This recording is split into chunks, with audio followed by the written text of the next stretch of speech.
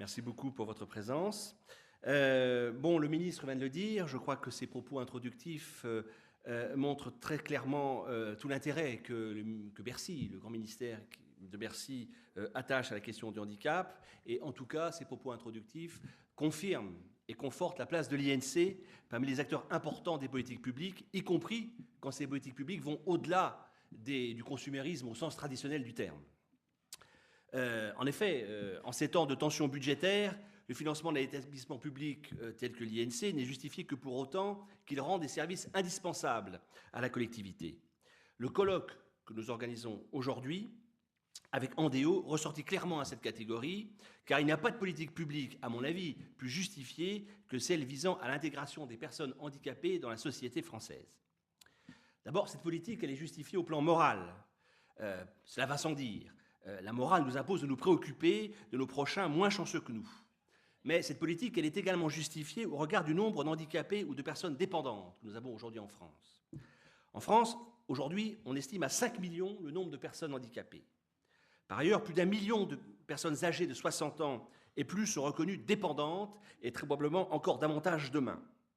Si je reste sur la statistique, en 2020, 2 millions de personnes auront plus de 80 ans et plusieurs dizaines de millions dépasseront probablement les 100 ans.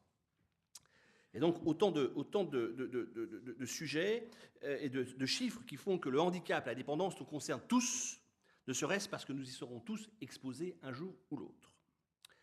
Alors certes, le ministre l'a dit, les pouvoirs publics font déjà beaucoup en termes d'accompagnement psychologique et de soutien financier des personnes handicapées, ceci sous la coordination, cela a été rappelé, du comité interministériel du handicap.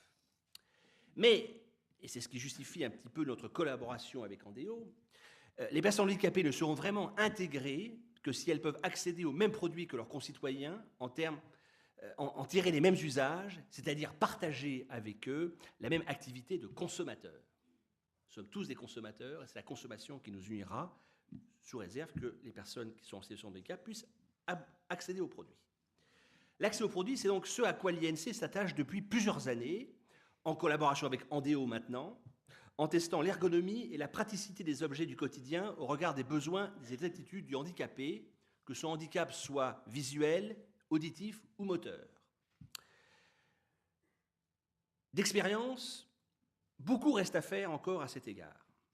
5 millions de handicapés, je l'ai dit, ça semble beaucoup, ça semble même beaucoup trop, mais ça ne suffit pas encore, me semble-t-il, compte tenu de la diversité des handicaps subis et de la spécificité des solutions à y apporter.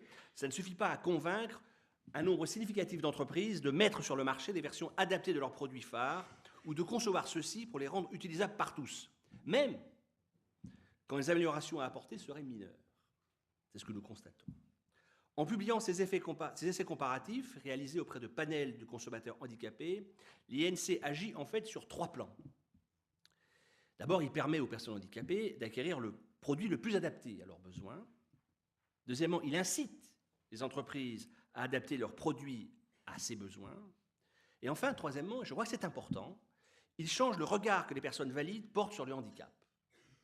Et ça, c'est très important, et même essentiel. Je crois que ces 3 actions sont indispensables et doivent figurer au nombre des missions de service public confiées à l'INC, à l'Institut.